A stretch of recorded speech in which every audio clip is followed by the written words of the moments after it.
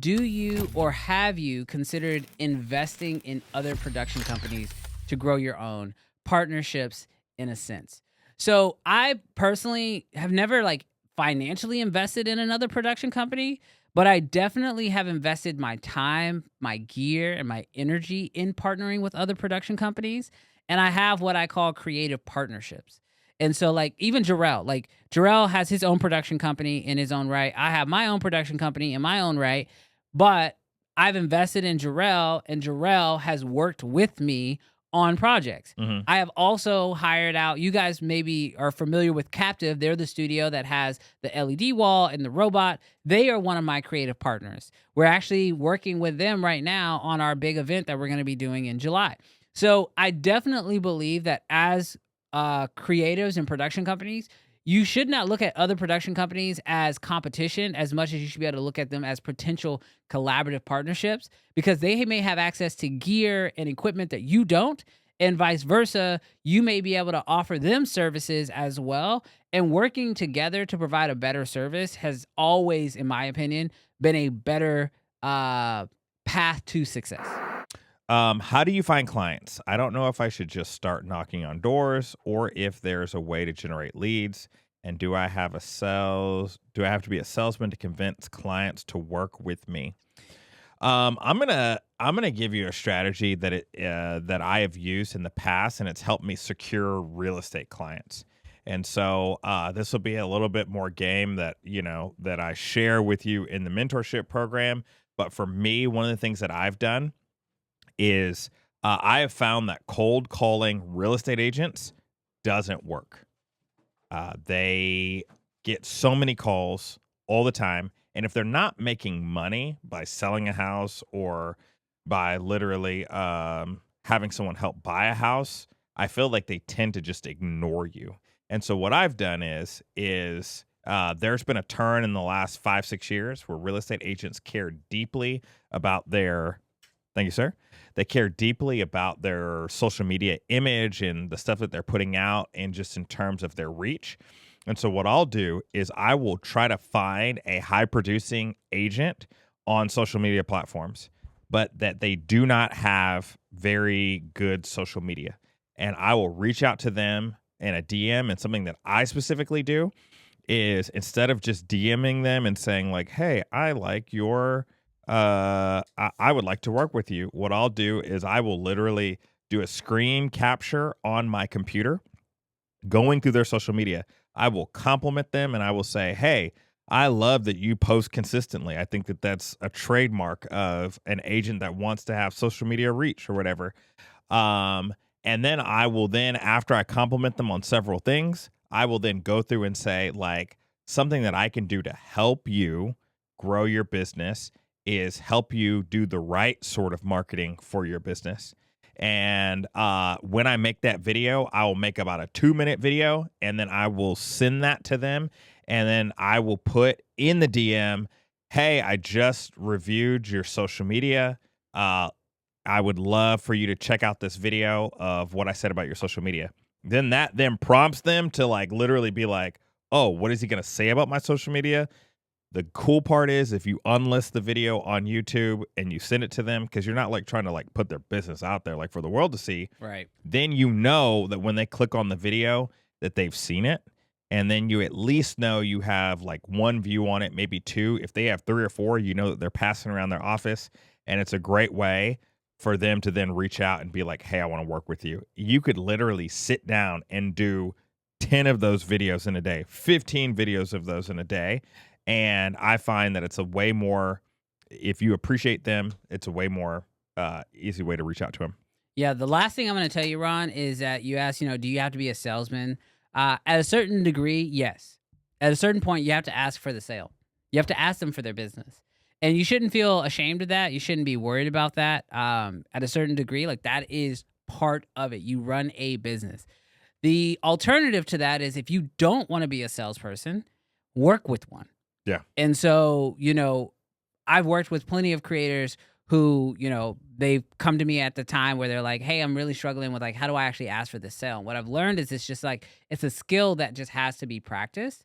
And there are certain things that, we do in our system to sort of like get people already primed to be sold to. But if you feel like you're just selling out of the blue, then yeah, it can absolutely feel a little overwhelming. But if you prime them throughout your process, it's not so weird when you actually have to ask for the sell. Not sure if this has been answered already, but how did you land your first client when you didn't have a client resume? So the first way that I landed a client was I offered to shoot for free, right? Mhm. I say free in quotations because I got value out of it. One, I got videos, but then two, I also I got a vacation. I think I've told this story before, but like the first time I went and shot like a real estate property, I did it for vacation homes, and I did it in exchange for access to the house for the weekend. It was Labor Day weekend or something like that. And so I took my family on vacation. And so it was money saved because we didn't have to pay for a beach house, but so I considered that money earned. So it was an easy exchange to shoot for free. After that, the way I got my first paying client was I took those videos that I shot and I started blasting them like crazy to anyone and everyone who would hear me. And so I posted them at the time. This is Facebook. We're all much older. But I posted them on Facebook, and then I had direct conversations with people outside of Facebook. So when they would message me, be like, "Oh, this is so cool," I would say, "Hey, I'd love to hop on the phone with you and see if this is something that you could use." And then I got them on the phone. I got them off of social media and I got them on the phone. And sometimes I think that that's one thing that, where we can get limited, especially when it comes to sales, is get them on the phone, get them talking, and actually see if y'all are a good fit. Just like what we're doing with our mentorship program. Like, I want to do a Zoom call because I think a lot of times as videographers, we think about, oh, we offer a service, and so anybody who wants our service should take we should take them on as a client. But I personally believe that it's not always just about like who is going to hire me, but it's also whose project am I going to choose to take on. Mhm. Because if you do get caught up in just, offering a service that if anybody takes it, you're willing to go, you could be booked out doing a bunch of, $200 to $500 real estate jobs, so busy doing those cheap jobs that you don't even have your eyes up to be able to see where the bigger opportunities could be. Or you can't see how to tweak your system that could drastically change the amount of money that you're making on a week-to-week basis.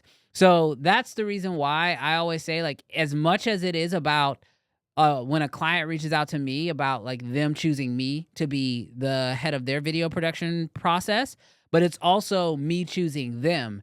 Is this a project that I want to bring on, that I want to be proud of, and that I would share? Because ultimately we get hired for the work that we do.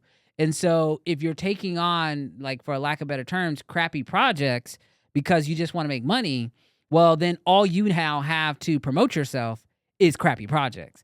And I Yeah. think that's where a lot of videographers will start to struggle a little bit. Yeah, just a quick thing to add to that, Jason. Here's the crazy part. You don't have to wait for a client. You can shoot a spec piece. Yeah. Just simply saying, if you want to work with Dennis, literally, I'm like, go shoot a spec deal that like you don't need someone to pay you.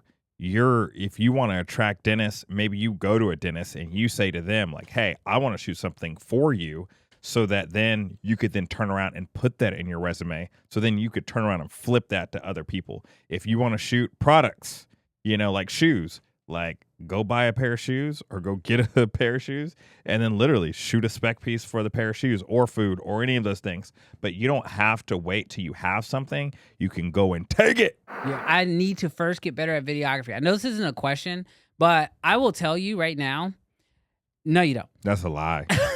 I'll be honest with you, bro. The work that we have seen, we were just talking about it. We won't put this guy's business out there. Look at Jarrell's face. Like, because he knows who I'm talking about. Bro. There are some trash videographers out there who are doing clients dirty. And I can already tell just by your mindset of saying, I need to first get better at videography, means you won't go do that.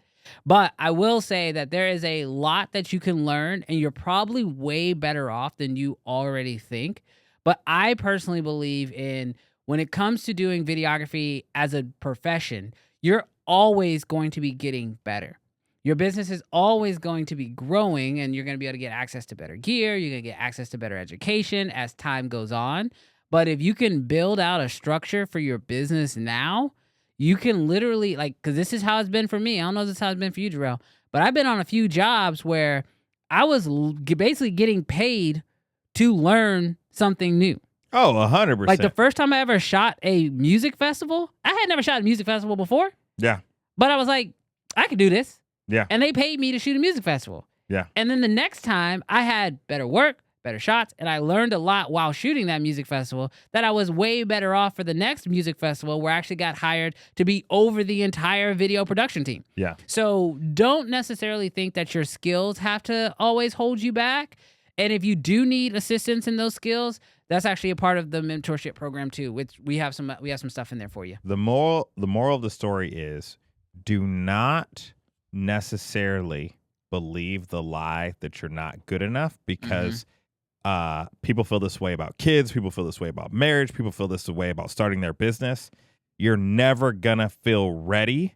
And the only thing that's going to get you ready is to make the mistakes, to maybe shoot something out of focus, that will propel your growth so quickly. Yeah. Because when you show up and it doesn't go well, that guilt and that sort of like that rub, bro, it's gonna change the trajectory of your shooting. But if you're just sitting there and being a thinker, like I don't know, yeah, bro, the growth is not. You're gonna be paralyzed. Hey, thanks so much for checking out the Uncensored channel. Do us a huge favor. If you enjoy this content, hit that subscribe button. We'd love for you to join us live every single Friday at 11 o'clock Central Standard Time. We have so much fun and we want you to be there. So subscribe so you don't miss it.